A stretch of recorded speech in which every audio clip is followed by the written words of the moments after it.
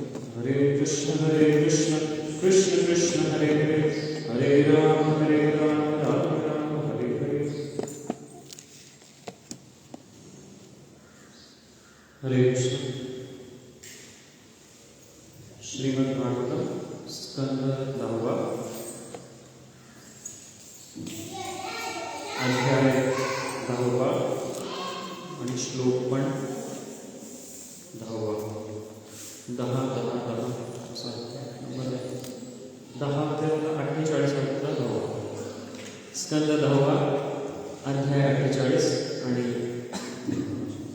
श्लोक 10. सर्वांनी म्हणा शब्दांचे अर्थ. तस्यै तिला काम भौतिक कामनेचा वरम वर दत्वा देऊन मान घेतवा तिचा मान राखून च आणि मानदह इतरांना मान देणारे असे भगवंत सह उद्धवेन उद्धवासमवेत सर्व ईशः अखिल जीवांचे स्वामी स्वधाम स्वतःच्या निवासस्थानी आगमत गेले वृद्धिमत परम ऐश्वर्यशाली तस्मै कामवरं दत्त्वा मानयित्वा च मानद सहोद्धवेन सर्वेश स्वधामागनं वृत्तिमान् तस्यै कामवरं दत्त्वा मानयित्वा च मानद सहोद्धवेन सर्वेश स्वधामागमदर्दिमत तस्यै कामवरं दत्त्वा मानयित्वा च मानद सहोद्धवेन सर्वेश स्वधामगदर्दिमत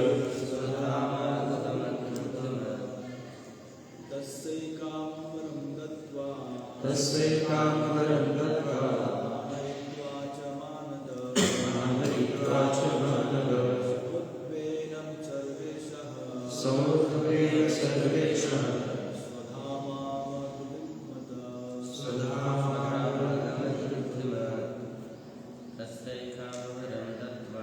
तस्यै कामवरं दत्त्वा मानयित्वा च मानद सहोद्धवेन सर्वेषः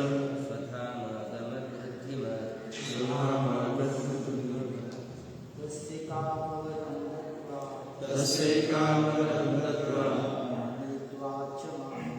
मानयित्वा च मानदा सहोत्तवेन सर्वेषां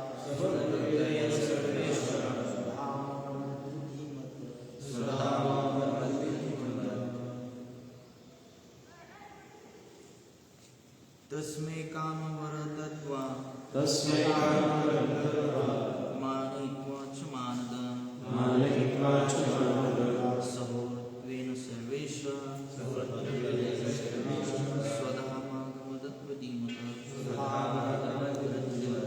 भाषांतर कुब्जेची ही कामवासना पूर्ण करण्याचे वचन तिला देऊन सर्वेश्वर भगवान श्रीकृष्णांनी तिचा योग्य तो मान राखला. नंतर ते उद्धवासमवेत आपल्या परम ऐश्वर्यशाली निवासस्थानी परतले. तात्पर्य श्रील प्रभुपादांद्वारा श्रील प्रभुपाद की जय. कामवरम दत्वा या शब्दाचा अर्थ भगवान श्रीकृष्णांनी कुब्जेच्या इच्छा भविष्यात पूर्ण करण्याचे वचन तिला दिले असा आहे. हे सर्व आचार्यांनी मान्य केलेले आहे. ओम नमो भगवते वासुदेवाय. ओम नमो भगवते वासुदेवाय. ओम नमो भगवते वासुदेवाय. नारायणं नमस्कृत्यं नरं चैव नरोत्तमं देवीं सरस्वतीं व्यासं ततो जयामुदीरये. नष्टप्रायेषु भद्रेषु नित्यं भागवतसेवया भगवतीरुत्तमश्लोके भक्तिर्भवति नैष्ठिकी. ॐ अज्ञानतिमिरान्धस्य ज्ञानाञ्जनशलाकया चक्षुरुन्मीलितं येन तस्मै श्रीगुरुवे नमः. श्रीचैतन्यमनोभीष्टं स्थापितं येन भूतले स्वयं रूपकदामहिं ददाति स्वपदान्वितं. वन्देऽहं श्रीगुरुं श्रीयुतपदकमलं श्रीगुरुं वैष्णवांश्च श्रीरूपं साग्रजातं सर्वगणरघुनाथान्वितं तं सजीवं साद्वैतं सावधूतं परिजनसहितं कृष्णचैतन्यदेवं श्रीराधाकृष्णपादान् सहगणललिता श्रीविशाखान्वितांश्च. हे कृष्णकरुणा सिन्धु दीनबन्धु जगत्पते गोपेश गोपिकाकान्त राधाकान्त नमोऽस्तुते. तप्तकाञ्चन गौराङ्गी राधे वृन्दावनेश्वरी वृषभानुसुते देवी प्रणमामि हरिप्रिये. वाञ्छाकल्पतरुभ्यश्च कृपासिन्धुभ्येव च पतितानां पावनेभ्यो वैष्णवेभ्यो नमो नमः.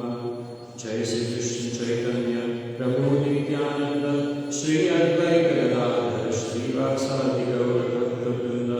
हरे कृष्ण कृष्ण कृष्ण हरे हरे हरे राम राम राम हरे हरे. हरे कृष्ण.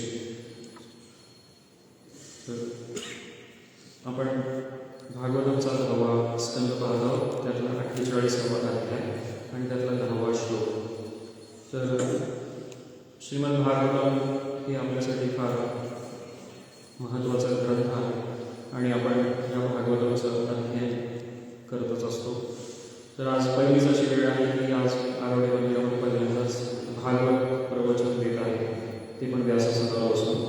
तर मी आपल्या सर्व वैष्णवांना अशी प्रार्थना करतो की कृपया मला बुद्धी द्या, मला आशीर्वाद द्या, माझ्यासाठी प्रार्थना करा की मी नक्कीच आपल्या सेवेमध्ये एक चांगली सेवा इथे देण्याचा प्रयत्न करेन.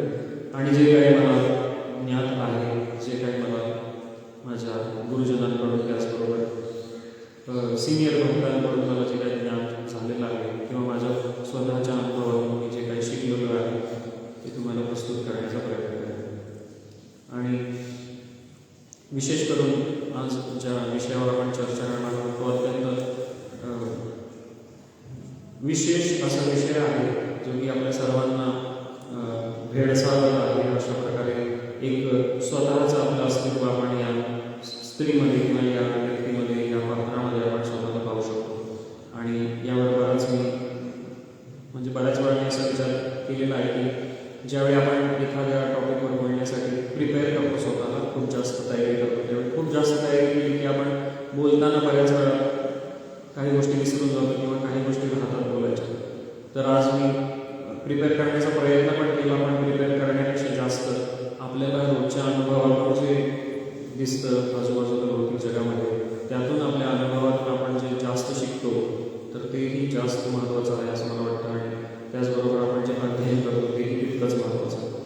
तर मी केवळ माझ्या अध्ययनातूनच नाही तर माझ्या काही अनुभवातून पण बऱ्याच गोष्टी या विषयाविषयी आपल्याला सांगू शकतो.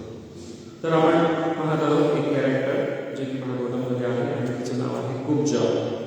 वास्तविक तिचं दुसरं एक नाव आहे जिला म्हणलेलं आहे त्रिवक्र.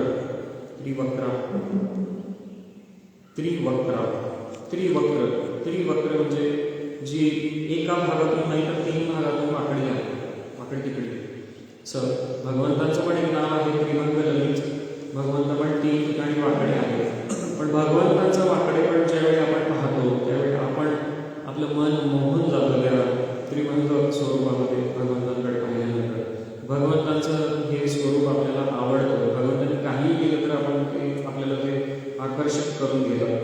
भगवंताचं त्रिभंग स्वरूप आहे, पण इथे त्रिवक्र असं नाव लिहिलेलं आहे आणि त्यात तिचं एक प्रकारे कुबडी पण म्हणलेलं आहे. तिला कुब्जा हे नाव पण तिच्यासाठी कुबडी नावाने अर्थाने वापरण्यात आलेलं आहे. तर इथे तिचा अपमान केलेला आहे किंवा तिच्या व्यंगाचं एक विकृत स्वरूप दाखवण्याचा प्रयत्न केला आहे आणि त्या नावानं तिला लोक ओळखतात. भगवंत काही करतात तर भगवंतांच्या लीला होतात, पण आपण ज्यावेळी काही करतो त्यावेळी आपल्याला लोक नावं ठेवतात, अपमान केला जातो, आपल्याला हिणवलं जातं त्या गोष्टीवर. तर भगवंत श्रेष्ठ आहे. भगवंत ज्यावेळी युद्धात पळून जातात त्यावेळी त्यांचं नाव फेमस होतं रणछोड. रणछोड हे सुद्धा भगवंताचं ग्लोरिफिकेशन आहे. आपण त्या नावाने जेव्हा माखन चोर, एखाद्याला चोर म्हटलं तर त्याचा सन्मान थोडीच होतो. चोर म्हटल्यानंतर त्याचा अपमान होतो, त्याच्यावर गुन्हा सिद्ध केला जातो. पण भगवंतांना आपण प्रेमाने माखन चोर पण म्हणतो, प्रेमाने आपण त्यांना रणछोड पण म्हणतो. अशी भगवंतांची वेगवेगळी नावे आहेत. त्यापैकीच एक नाव आहे त्रिभंग स्वरूप. भगवंत 3 ठिकाणाहून वाकडे उभे आहेत, पायातून, कमरेतून आणि मानेतून सुद्धा.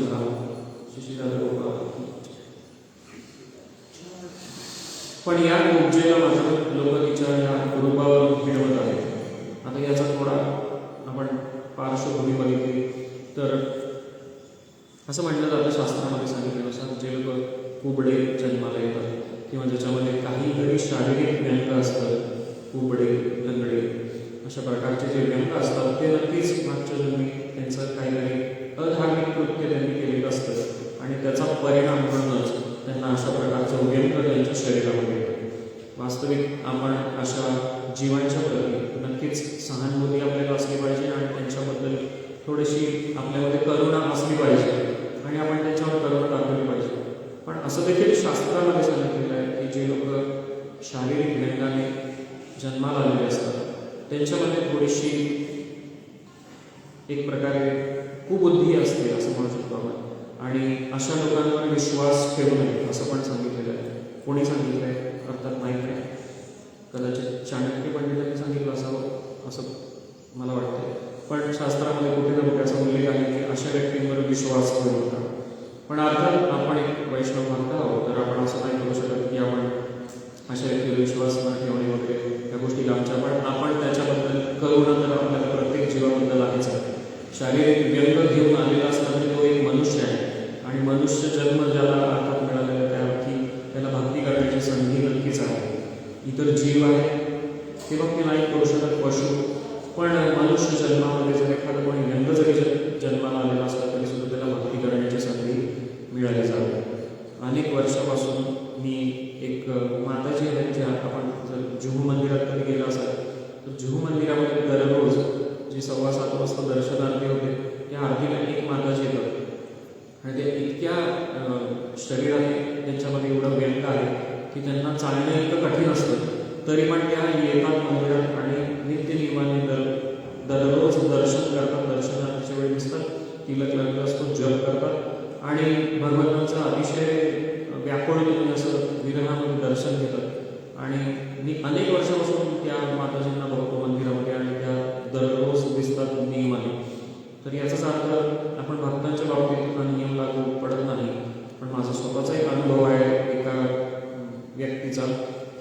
अशा प्रकारे खूप अडत असलेली व्यक्ती होती आणि खरोखर त्या व्यक्तीचा राग यावा अशी ती वागली.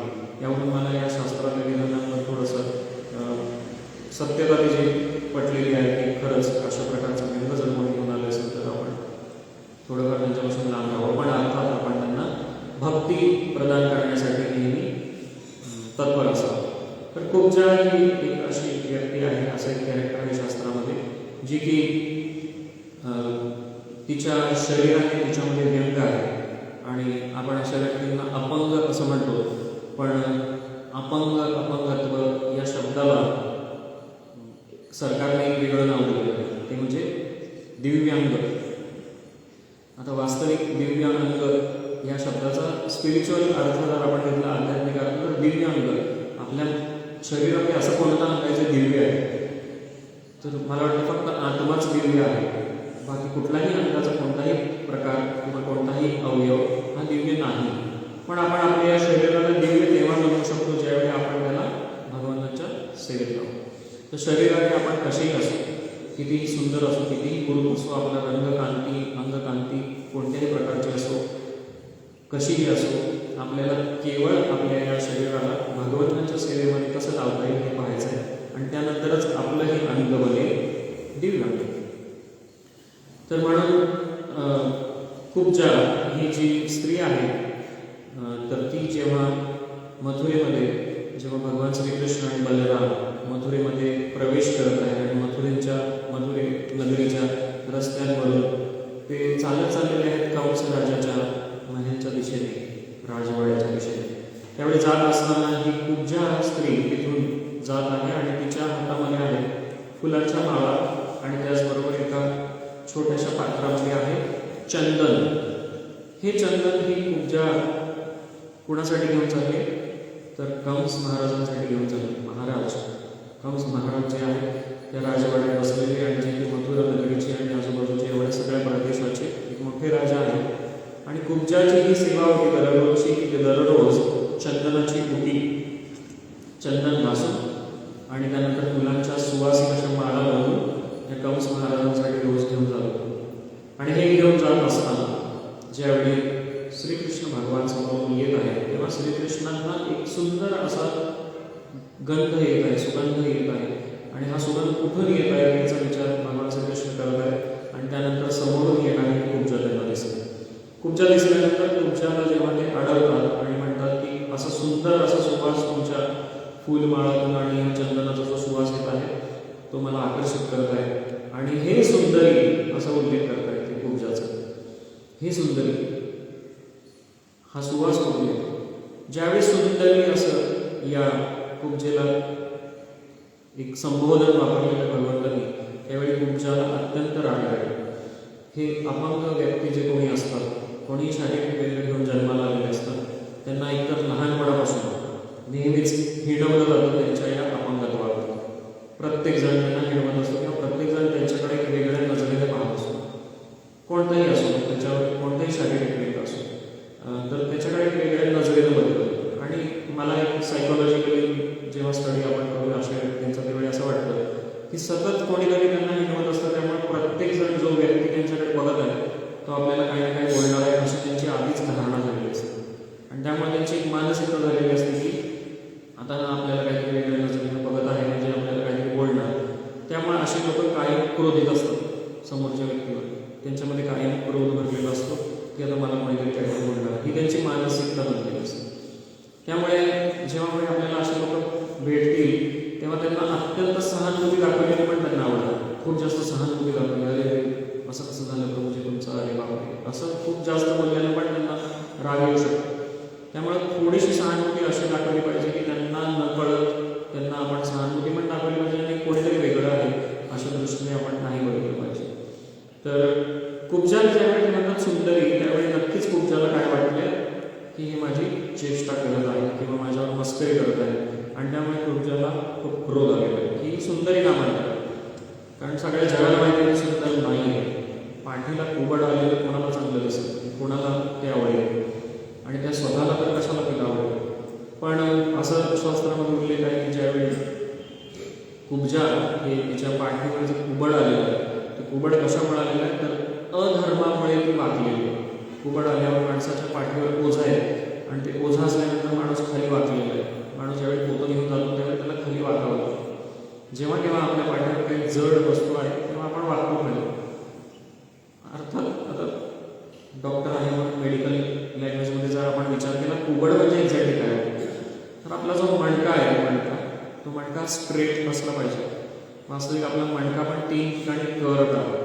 3 ठिकाणी आपल्या मणक्याला जो स्पाईन आहे स्पाईन म्हणतात त्याला मणका सुरू होतो डोक्याच्या कवटीच्या खालीपासून इथे मणके सुरू होतात आणि तो खाली जिथे आपलं कंबर पोट कंबर आणि त्याच्या खाली शेवट आहे तिथे ते माकड हाड म्हणतात मराठीमध्ये माकड हाड जे असं कन्सिडर केलं जातं की चार्ल्स डार्विनने जो सिद्धांत मांडला त्यानुसार सर्व मनुष्य जे आधी होते ते कोणापासून जन्माला आले माकडापासून आणि माकडाला काय आहे शेपूट. तर कालांतराने माकडापासून हळूहळू माणूस बनत गेला असं चार्ल्स डार्विन म्हणतो. तर मी वेगवेगळे बिझनेस करतो व्यवसाय माझे वेगवेगळे चालू आहेत. त्यापैकी एक डॉक्टर हा व्यवसायच आहे त्याच्याबरोबर अजून एक व्यवसाय सध्या करत आहे म्हणजे 11वी आणि 12वीला बायोलॉजी शिकवतो. बायोलॉजी कारण डॉक्टर असल्यामुळे मी बायोलॉजी शिकलेलो आहे त्यामुळे मी बायोलॉजी शिकवू शकतो. तर बायोलॉजी शिकवताना त्यांना मला हे शिकवावं लागलं चार्ल्स डार्विनचा सिद्धांत थेअरी ऑफ चार्ल्स डार्विन. तर डार्विनच्या सिद्धांतामध्ये डार्विनने सांगितलं प्रभुपादांनी पण याच्यावर भाष्य केलेलं आहे. तर डार्विनने सांगितलं की माकडापासून मनुष्य जन्माला आले.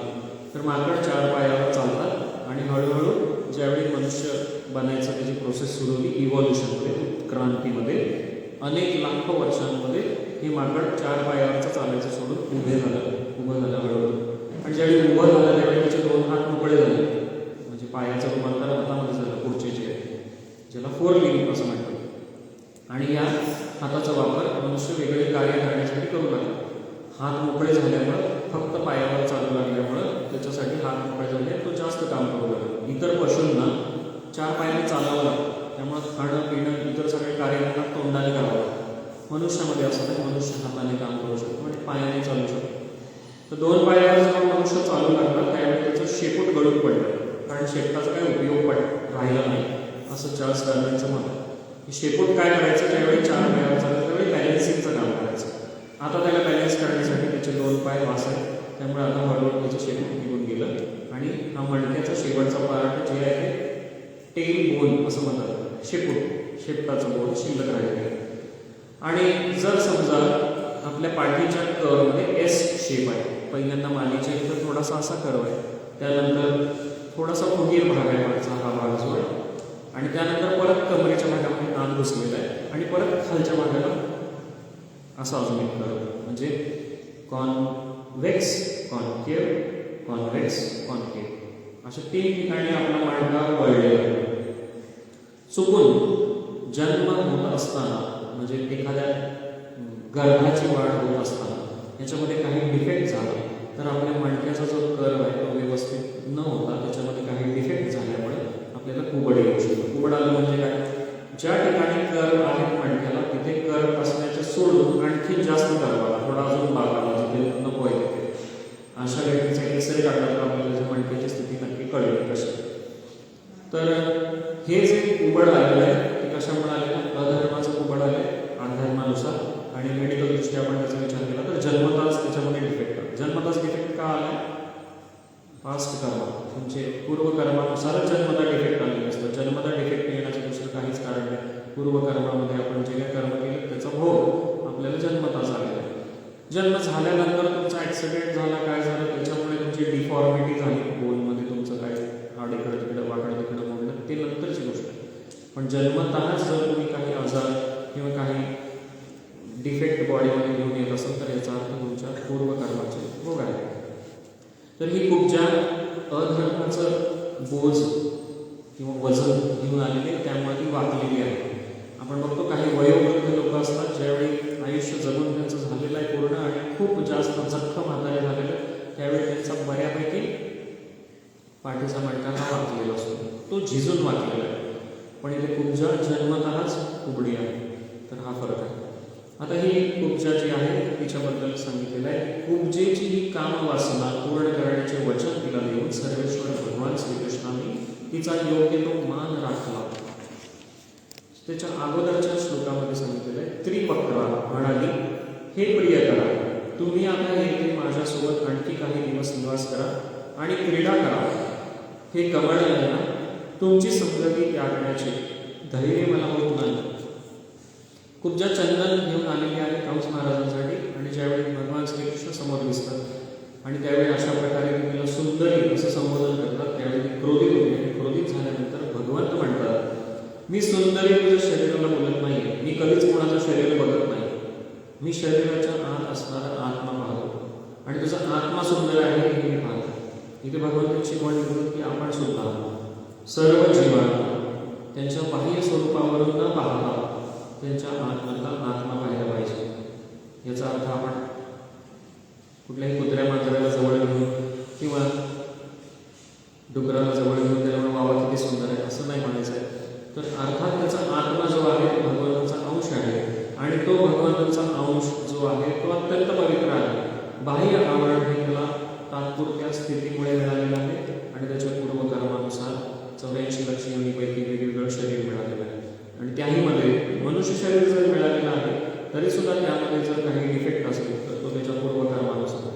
म्हणून आपण सर्वजण इथे जितके उपस्थित आहे की आपण शरीराकडे बघितलं, आपल्या शरीराकडे बघितलं, आपण भगवंतांना हजारो वेळा धन्यवाद केलं पाहिजे की मला सुंदर शरीर तर दिलंच आहे, त्याचबरोबर डिफेक्ट कुठला दिलेला नाही.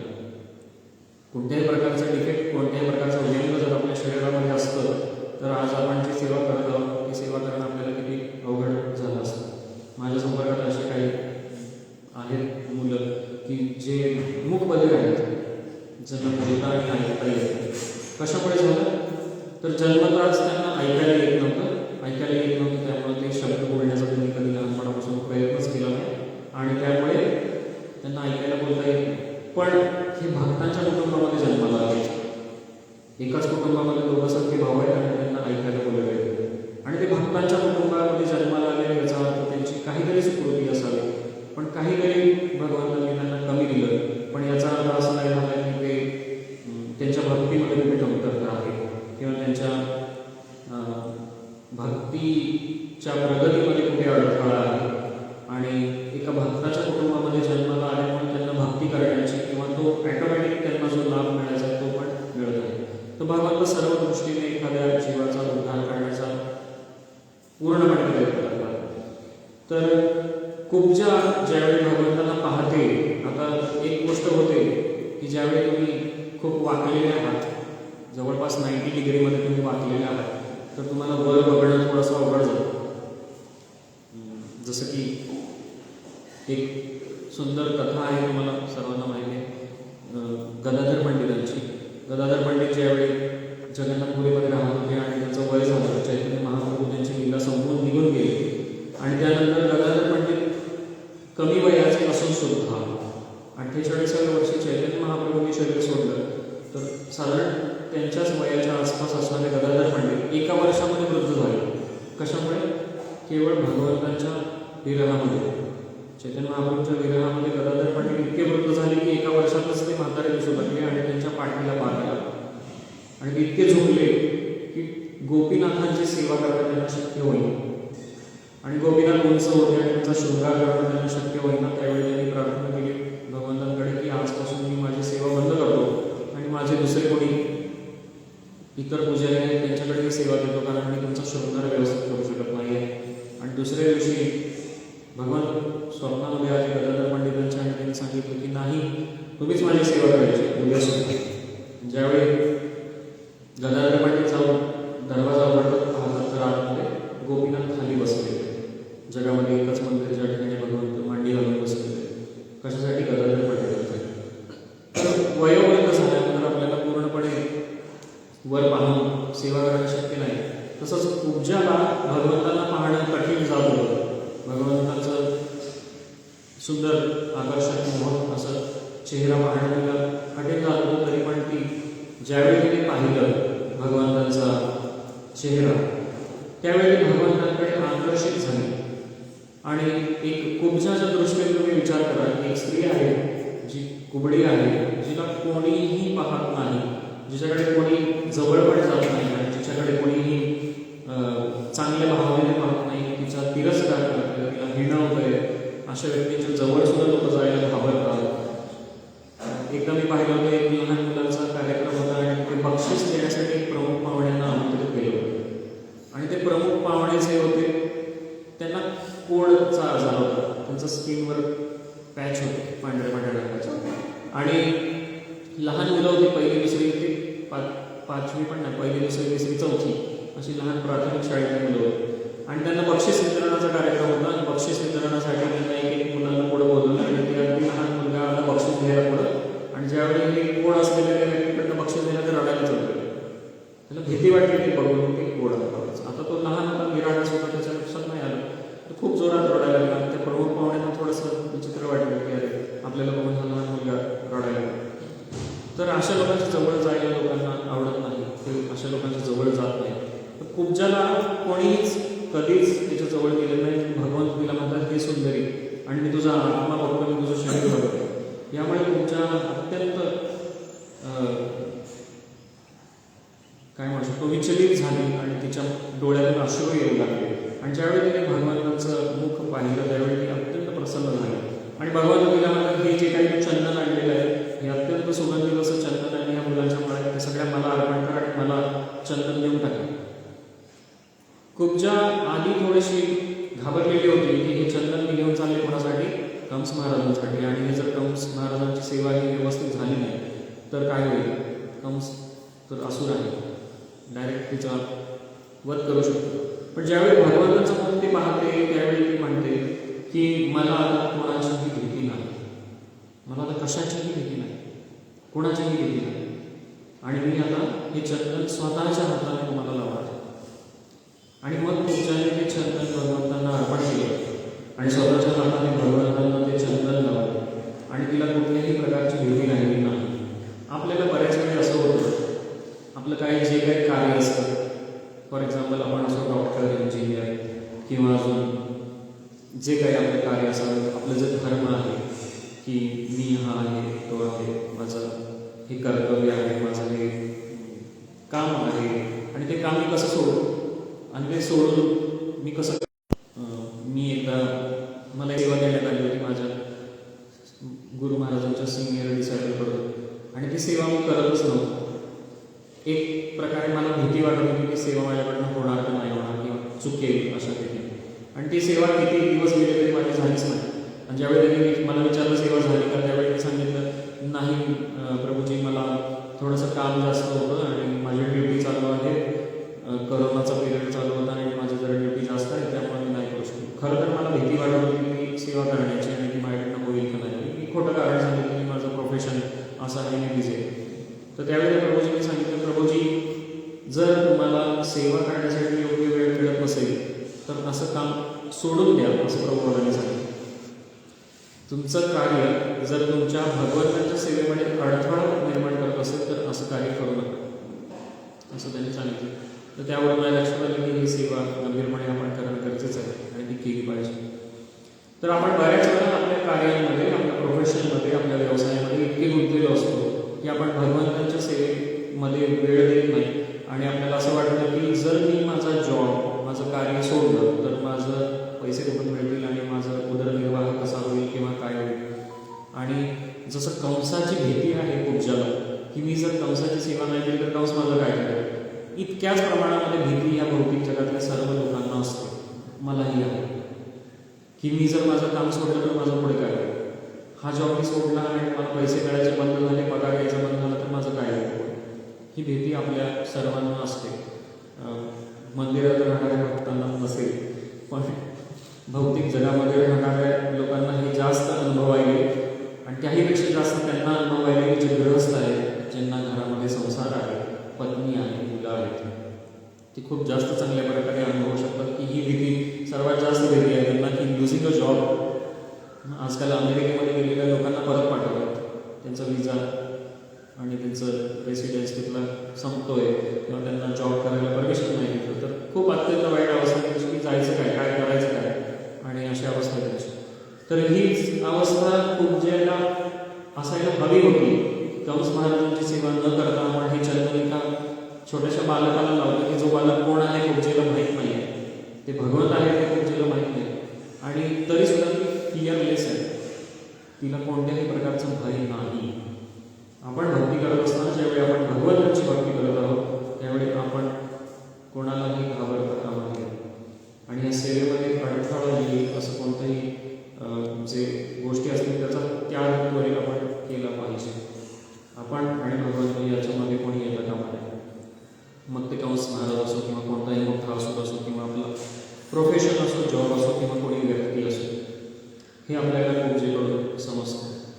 आणि कुब्जा अर्थात तिचं पूर्वकर्म जे काही असेल, अधार्मिक कृत्य तिने जे काही केलं असेल, पण ज्यावेळी ती भगवंतांना पाहते त्यावेळी भगवंत अर्थात तिला चंदन लावणं शक्य नाही भगवंतांना, त्यावेळी भगवंत तिच्या चरणावर आपले चरण ठेवत आहे आणि तिच्या हनुवटीला पकडत आहे आणि हनुवटीवर घेत आहे, आणि त्यावेळी तिचा जो वाकलेला मणका आहे तो स्ट्रेट होतो. Operation without anaesthesia. मी स्वतः हाडाच्या हॉस्पिटलमध्ये ड्युटीला जातो, तोही माझा जॉब आहे, आणि तिथे हाड मोडल्यानंतर त्याचे ऑपरेशन केले जातात आणि मग त्या ऑपरेशनमध्ये आर्टिफिशियल मेटलच्या पट्ट्या किंवा रॉड हे सगळे वापरले जातात त्या हाडाला रिपेअर करण्यासाठी. आणि हे अत्यंत म्हणजे सगळ्यात वाईट कुठलं डॉक्टरच्या फील्डमध्ये असेल तर हाडाचा डॉक्टर, कारण छेन्नी, हातोडा आणि अशा गोष्टी घेऊन त्याला ठोकाठोकी करावी लागते, खूप जास्त ताकद लावावी लागते.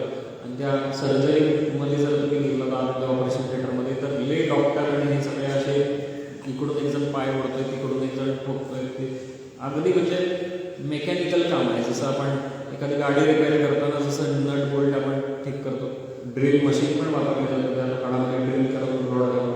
फार भयानक गोष्टी आहे, तुम्ही विचार करू नका त्याचा. पण एवढ्या सगळ्या प्रोसिजर केल्यानंतर एखाद्याचं हाड बरं होतं, पण भगवंतांनी केवळ आपल्या स्पर्शाने तिची हनुवटी पकडली आणि तिला सरळ केली, आणि कुब्जा सरळ तर झालीच, त्याचबरोबर सुंदर देखील दिसू लागली. अतिशय सुंदर, अतिशय रेशमी वस्त्र तिच्या अंगावर आहेत आणि तिच्या केसांच्या मध्ये फुलांच्या माळा आहेत आणि हे सगळं सौंदर्य तिचं दिसू लागलं.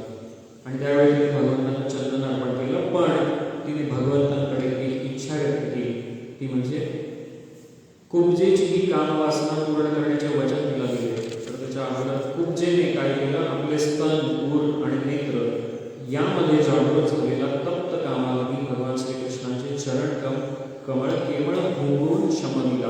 तिने आपल्या बाहूंनी आनंदमूर्ती श्रीकृष्णांना दृढ आलिंगन दिले आणि प्रदीर्घ काळापासून स्वतःला त्रस्त करणारे दुःख त्यागले.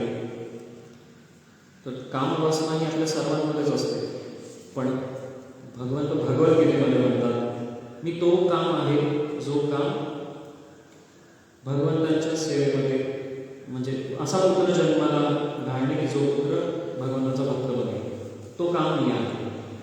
इथे कुब्जा जी इच्छा व्यक्त करत आहे भगवंतांकडे, तर ती भगवंतांकडे इच्छा व्यक्त करते, कोणत्याही साधारण व्यक्तीकडे नाही किंवा कोणत्याही भौतिक जगातल्या व्यक्तीकडे नाही किंवा इव्हन कोणत्या देवी देवतेकडे नाही. तर भगवंतांकडे स्वतःची इच्छा व्यक्त करतात. भगवंत तिची इच्छा, भगवंत हे साक्षात भगवंतांची ती प्रकृतीची गर्भधारणा केवळ स्वतःच्या नजरेतून करू शकतात. ते भगवंत कुब्जेची कामवासना एका क्षणामध्ये दूर करू शकतात. अनेक वर्षापूर्वी जेव्हा मी नवीन होतो भक्तीमध्ये, त्यावेळी मी एका सिनियर प्रभूजींना क्वेश्चन केला होता की प्रभूजी, भगवंतांकडे आपल्याला आकर्षित व्हायचं आहे, तर ज्यावेळी आपण भगवंताचं रूप पाहतो तर कृष्ण हे तर पुरुष आहे आणि आपण सर्वजण पुरुष आहोत, आणि स्त्रिया ज्या आहेत त्यांना भगवंतांकडे स्वतःला आकर्षित करण्यासाठी एक प्रकारे वरदान नाही आहे विशेष, की स्त्रियांना सोपं नाही आहे भगवंतांकडे स्वतःला आकर्षित करणं, की काय भगवंत पुरुष आहे, कृष्ण पुरुष आहे, मग त्यांना सोपं जात नाही. आपल्याला भगवंत पुरुष आहेत, आपण पुरुष आहे, आपल्याला आकर्षित भगवंतांकडे वाटणं थोडंसं कमी, पण स्त्रियांना जास्त नाही का वाटतं. ते म्हणजे हो, ही गोष्ट एक चांगली आहे की स्त्रिया भगवंतांकडे आकर्षित होऊ शकतात जास्त चांगल्या प्रकारे पुरुषांपेक्षा जास्त, पण त्यामध्ये थोडासा प्रॉब्लेम पण होऊ शकतो की त्याचवेळी आपण इतर कोणत्या पुरुषाकडे तर आकर्षित नाही ना होत आहे याची तर आपल्याकडे ज्या काही इच्छा असतील त्या आपण भगवंतांकडे व्यक्त केल्या पाहिजे. तुम्हाला रडायचं आहे, भगवंतांसमोर रडा. असं एक पुस्तक आहे ज्याच्यामध्ये मला वाटतं गौर गोविंद स्वामी महाराजांचं एक पुस्तक आहे ज्याचं नावच आहे क्राय बिफोर कृष्णा. भगवंतांसमोर रडा. कोणती गोष्ट हवी आहे भगवंतांकडे मागा, मग ती भौतिक का असेल. भगवंत तुम्हाला ती भौतिक गोष्ट देतील किंवा न देतील किंवा तुमच्या साठी योग्य आहे का नाही योग्य आहे हे ठरवून भगवंताने देईल. पण कोणतीही इच्छा आहे ती भगवंतांकडे आपण व्यक्त केली पाहिजे. तर कुब्जेने तिची इच्छा व्यक्त केली. कुब्जा ही साधारण व्यक्ती नाही आहे. भगवंताचं दर्शन तिला होतं याचा अर्थच तिने भगवंतांसाठी घोर अशी तपस्या केलेली होती. राम अवतारामध्ये जेव्हा भगवंत आले होते त्याच वेळी कुब्जेने भगवंतांसाठी भगवंतांच्या प्राप्तीसाठी तपस्या केली होती आणि त्या तपस्येचं फळ म्हणूनच भगवंत तिच्याकडे आले होते. तर भगवंतांकडे आपण प्रार्थना करतो त्यावेळी 3 गोष्टी आपण भगवंतांकडे मागितल्या पाहिजे. पहिली गोष्ट म्हणजे भगवंतांकडे आपण पहिली गोष्ट मागितली पाहिजे ती की मला तुमच्या चरण कमळाच्या प्रती आकर्षण प्राप्त व्हावं किंवा आकर्षण जागृत व्हावं यासाठी प्रार्थना केली पाहिजे. दुसरी फ्रेंडशिप, भगवंताच्या भक्तांच्या प्रती मैत्री माझ्या मनामध्ये निर्माण व्हावी ही दुसरी इच्छा. आणि तिसरी इच्छा आहे ती म्हणजे सर्व जीवांच्या प्रती कारुण्य किंवा करुणता किंवा दयाळूपणा हा माझ्यामध्ये निर्माण व्हावा. अशी 3 गोष्टी आपण मागितल्या पाहिजे. तर इथे थोडीशी चुकीची इच्छा जरी कुब्जाने व्यक्त केली असेल तरी केवळ भगवंतांच्या चरण कमळाच्या होंगण्याने तिचा सर्व कामवासना नष्ट झाली. जसं की झारखंडच्या जंगलामधून जेव्हा चैतन्य महाप्रभू जात होते आणि त्यावेळी वाघ जो आहे जो की हरणाची शिकार करायला पाहिजे त्याने, पण चैतन्य महाप्रभूच्या कीर्तनाने त्या वाघाची भूक शमली किंवा त्याचं पोट भरलं, तृप्त झालं, त्याला हरणाला मारण्याची गरज पडणार नाही. हरे कृष्ण कीर्तनाने आणि चैतन्य महाप्रभूच्या दर्शनाने त्याची पूर्ण भूक शमली. तर मग कामवासना एखाद्याची का नष्ट होणार नाही. आपली कामवासना नष्ट करण्याचं कार्य केवळ भगवंतच करू शकतात. आणि जर कधी आपल्या मनामध्ये कामवासना उत्पन्न झाली तर आपण प्रार्थना केली पाहिजे भगवंतांकडे की हे भगवंता माझ्या मनामध्ये जी ही इच्छा निर्माण झालेली आहे ती तुम्ही नष्ट करा. आणि त्यासाठी आपण भगवंताच्या चरण कमळांचा आश्रय घेतला पाहिजे.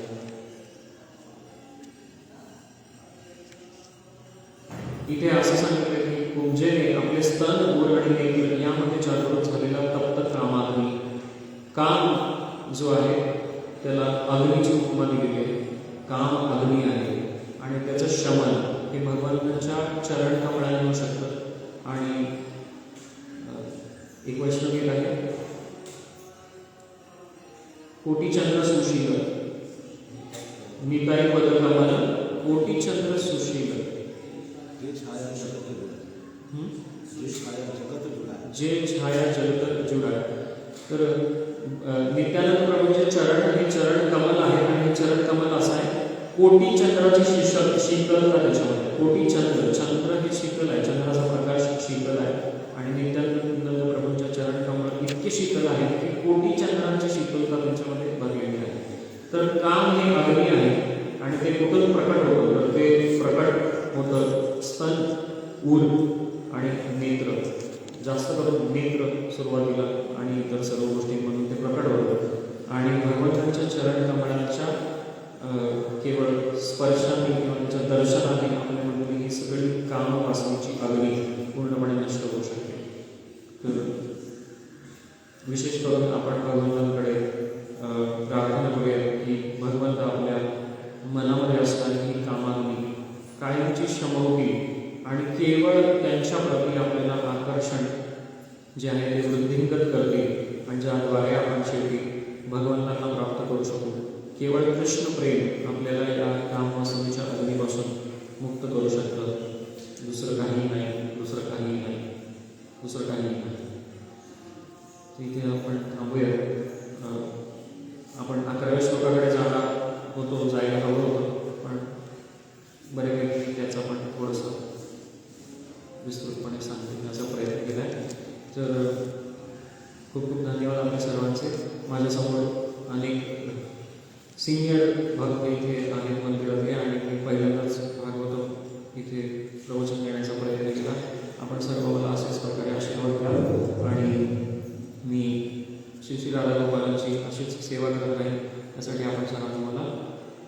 माझ्या आणि माझ्यासाठी प्रार्थना करा.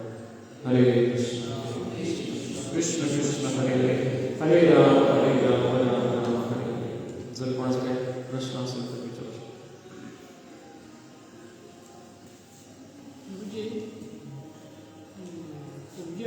अष्टवक्र म्हणलं होतं इकडे काय करणार अष्टवक्र खूप जास्त अष्टवक्र होती. हां अच्छा.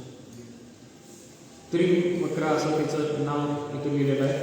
तर त्याच्यावरून तर मला वाटतं ती ठिकाणी वगैरे आम्हाला ऐकायला मिळालं की अष्टवक्रांची होती. प्रभूजींना माहिती असेल तर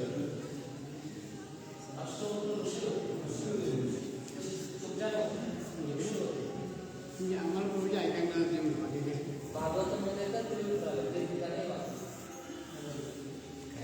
अरे हो धन्यवाद. हरे कृष्ण.